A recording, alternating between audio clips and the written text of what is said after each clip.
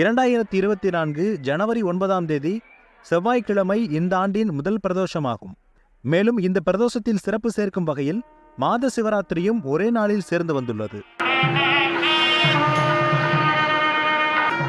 சிவபெருமான் அபிஷேக பிரியர் என்பதால் அனைத்து சிவன் கோயில்களிலும் பிரதோஷ நாட்களில் நந்தியம்பெருமானுக்கு பால், தயிர், மஞ்சள், சந்தனம் உள்ளிட்ட பல்வேறு திரவிய பொருட்களால் அபிஷேகம் நடைபெறுவது வழக்கம்.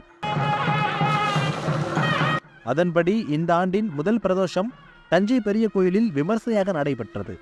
பிரதோஷத்தை ஒட்டி நந்தியம்பெருமானுக்கு மஞ்சள், சந்தனம், பால், தயிர், எலுமிச்சை சாறு, திருநீர், திரவிய பொடி உள்ளிட்ட 9 வகையான பொருட்களால் அபிஷேகம் செய்யப்பட்டது.